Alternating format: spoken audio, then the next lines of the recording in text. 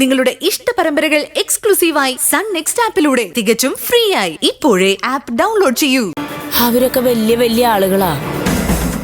അവരെ ഒന്ന് മുട്ടാൻ നമ്മളെ കൊണ്ട് പറ്റുമോ? പറ്റുമെന്ന് വിശ്വാസം ഉള്ളോണ്ടല്ലേ സുനീഷേട്ടൻ പോയത്. അവനൊരു സ്വപ്നജീവിയാടി. അവന്റെ എടുത്തുചാട്ടം കൊണ്ട് അവന് ഓരോന്ന് തോന്നുന്നതാ.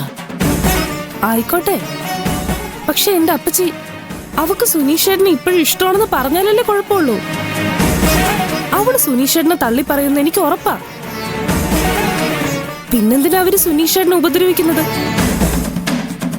അതോടെ മനസ്സ് മാറി സുനീഷേട്ടൻ ഇങ്ങ് പോരും. അത് നീ വായിക്കുന്ന പൈങ്കിളി നോവലിലും സിനിമയിലൊക്കെയാ. മനുഷ്യന്റെ മനസ്സറിയാത്ത മണ്ടന്മാരെ എഴുതി വിടുന്നത് അതൊക്കെ. അതല്ലടി യഥാർത്ഥ ജീവിതം. ആത്മാർത്ഥ സ്നേഹത്തെ പിരിക്കാൻ ദൈവം തമ്പുരാന് പോലും കഴിയില്ല. എന്റെ മോളെ അവൻ സ്നേഹിച്ചതേ മനസ്സുകൊണ്ടാ.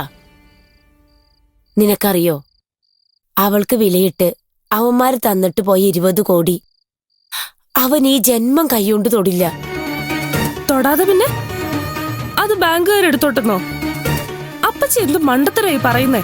അവിടെയാ നീയും അവനും തമ്മിലുള്ള വ്യത്യാസം. ഒരിക്കലും പരസ്പരം മനസ്സിലാക്കാത്ത വ്യത്യാസം.